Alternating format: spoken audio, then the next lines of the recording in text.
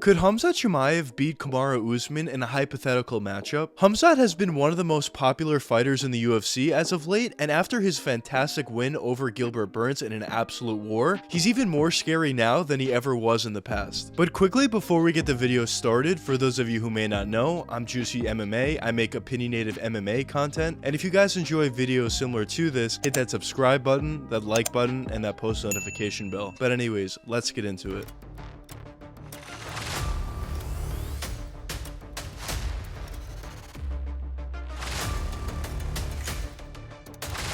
Khamzat Chimaev has been one of the more exciting and entertaining fighters in the UFC ever since around 2020. But the real sequence that put his name on the map was when he absolutely dominated LAKEY by completely outclassing him in terms of his wrestling and just putting a ridiculous pace on him. But the real reason for why Khamzat became so popular after the sequence was right after that incredible victory over Reese, he ended up staying at Fight Island and fighting at the very next Fight Night card where he was going to fight his toughest matchup yet in Gerald Meerschaert. And most of you probably already saw the clip, but Khamzat ended up knocking out Meerschaert with literally the first punch that he threw. And at that point, the excitement and hype around his name was at an all-time high. But the fact that Khamzat's popularity was growing like crazy wasn't only due to the fact that he was putting up crazy performances, but was also due to the mindset that he had, that he would literally fight anybody that the UFC put in front of him. And really, that hunger is really what attracted a lot of UFC fans. And also, not to mention, he had a phenomenal personality and a very entertaining one at that. And after that Meerschaert win, the next test for Khamzat would be to face his first ever ranked opponent, which was going to be the Leech. And in that fight, Khamzat ended up dominating once again, getting a first round submission, where once again there was that crazy clip of Khamzat absolutely carrying the Leech around the cage and talking to Dana while he was doing it, and of course then he ended up getting the choke in the first round. And at that point, the hype was really starting to get crazy with Khamzat, and a lot of other fighters in the welterweight division were starting to get very scared and didn't necessarily want to fight him. And there was that crazy stat going around that after 4 fights, Khamzat was only hit twice, which is absolutely crazy, and really just shows how truly dominant he was in every single fight that he was in the UFC. And after all those impressive performances, the next leg up for Khamzat was going to be to fight the number 2 ranked welterweight in the division, which was Gilbert Burns. And this is not something that typically happens for most rising stars. They don't necessarily fight a guy who's ranked in the top 5 that quickly into their UFC career, but the only reason why Khamzat was getting that fight was because he was so dominant in every other fight that he was ever in. And it seems like out of all the other rising stars the UFC had in the past, Khamzat seemed to be the most ready for a challenge like this. And probably one of the craziest things going into the fight was Khamzat, who at the time was a number 11 ranked welterweight, was actually a -400 favorite over the number 2 ranked welterweight in Gilbert Burns, and sometimes he was even more of a favorite. And really what that tells you is how good people thought Khamzat really was. Now of course there was a ton of disrespect going Gilbert Burns' way, and of course he deserved to be better than a +500 or whatever he was, but it kind of just shows you how good they thought Khamzat really was. And also going into that fight, a lot of people thought Khamzat was absolutely going to run through Gilbert and knock him out in the first round. But once the fight actually started, it was becoming increasingly clear that Khamzat wasn't absolutely going to dominate Gilbert, and this fight was going to be an absolute war. Gilbert certainly had his moments, Khamzat certainly had his moments, and overall it was certainly a very close fight, but in my opinion, I would say it was pretty decisive that Khamzat won this fight, although it was very close. I think that's really the best way to put it. But after the fight, there were some people, certainly not a lot, but some people were slightly disappointed in Khamzat's performance due to the fact that he didn't completely run over Gilbert Burns, which in my opinion I think is absolutely ridiculous. You talk about this young guy that's coming up through the ranks who's ranked at number 11 at the time and went through an absolute war with the number 2 ranked welterweight at the time, who by the way is a complete savage, and actually won decently decisively, although it was a very close fight. I think it was a very impressive performance by Khamzat, and although he definitely did make certain mistakes in that fight, I think he knows what he needs to work on going forward, and that would be to be a lot more calm and patient out there, fight behind your jab, just use your polished striking to your advantage rather than just completely brawling out there. And that's something that not only Khamzat said after the fight, but also his coaches were telling him during the fight, and actually in round 3 he looked a lot more calm and measured. And I think going forward for Khamzat, if he continues to stay calm and patient on the feet and fight behind that jab, he could be very dangerous on the feet like he has proven in the past. Now after that win over Gilbert, some people thought Khamzat would go directly directly to Usman, but the fact that Usman is currently recovering from an injury, and also it seems like he has a fight booked with Leon Edwards. I don't know if it's necessarily booked yet, but it seems like it will be eventually. It seems like the next logical fight, and the fight that Dana was talking about, was against Colby Covington. Now, I'll make a more in-depth video on that fight if you guys want me to. Let me know in the comments. But basically, I think it's going to be a very close fight, but a good matchup for Khamzat. Now, of course, there are certain things that Colby does very well that may give Khamzat problems that I'll go more into in another video. But assuming he does win that matchup, of course, he would move on to Kamaru Usman. But the question of this video is, how would Khamzat match up to Usman? Would he be able to beat him, or would he get starched by the pound-for-pound king? Now, I think the fact that Khamzat is not necessarily going to go right to Usman right away after this fight is going to be beneficial to him. And if he does fight Colby Covington, and assuming he does win that, he would have more experience under his belt that would certainly help him for an Usman fight. But now shifting back over to the Usman fight, of course, both of these guys are known as phenomenal wrestlers, and if I had to personally pick who I think is a better wrestler, I would probably have to give it to Usman at this point, solely due to the fact that he's proven it more on the UFC level. Now, Khamzat obviously has proven his wrestling ability on the UFC level as well, but he hasn't necessarily gone up against elite wrestlers or even elite talent where he's really dominated those guys. But if he were to dominate a guy like Colby Covington, for example, in the wrestling department, that would be extremely impressive. I personally don't think that would happen, but that would be extremely impressive, and then at that point, I would probably say he's a better wrestler than Usman is. But typically, when you have two phenomenal wrestlers, that typically cancels out and it turns into just a striking match. So in terms of their striking, of course, both of these guys are very, very good. Usman is a guy who's recently gotten a lot better in terms of the striking and has a phenomenal jab. He has a very nice right hand in general. He doesn't necessarily throw all that many kicks, and he's not necessarily a volume guy. He's more so of a power puncher. And shifting over to Khamzat, he's somewhat similar in the sense that he has a pretty nice jab, he has a pretty nice hook, he's able to use both hands, both his left and right. He's also not necessarily a guy that throws all that many kicks, but he's also a guy that doesn't check kicks, so the fact that Usman doesn't really throw that many kicks, at least at this point in his UFC career, is a beneficial thing for Khamzat due to the fact that he doesn't check kicks, obviously. Now, one thing that I will say about Khamzat is he doesn't necessarily move his head all that well, he just keeps a very high guard, and although he does have a phenomenal chin, we really saw that in the Gilbert Burns fight, it's still not necessarily something you want to do, take a ton of shots, especially from a guy in Kamaru Usman who's known to punch extremely hard. Now, of course, Usman as well has a phenomenal chin, and if he does get cracked by Khamzat, he certainly has the ability to recover or really not even get hurt all that much due to that great chin. But overall, in terms of their striking, obviously Usman has gotten a lot better, but at this point, I would say Khamzat is probably a little more skilled in terms of the striking, because Usman is more so of a guy who jabs a lot and throws that right hand, but doesn't necessarily have a very advanced arsenal in terms of his striking, at least at this point. Now, with that being said, I'm not necessarily saying that Usman wouldn't win on the feet. I'm just saying in terms of skill, I think I would give it to Khamzat, at least at this point. But in terms of who I think is going to win this fight, I think it's an extremely close fight, but the biggest tell for me personally would be to see how Khamzat performs in the Colby Covington fight, assuming that fight does happen. And really what I'm looking for is to see if Khamzat is more calm, cool, and collected and just fights behind that jab and doesn't necessarily go crazy. And if he does that, I think he has a much better chance against Usman. But if once again Khamzat goes into that brawl mode against Colby, and even if he does get the win in that, I think he would have a worse chance in beating Usman if he's a lot more wild. But I also do want to mention that Colby fight is certainly not a given, and it's certainly a very dangerous fight. But we'll see what happens going forward. That potential matchup of Kamaru Usman versus Khamzat Chimaev is definitely something I'm very excited for if it does happen. But anyways, let me know what you guys think in the comments. Who do you think would win that potential matchup, Khamzat or Usman? But anyways, I hope you guys enjoyed the video, and if you did enjoy, check one of these two videos popping up now. And until the next time, peace out, guys.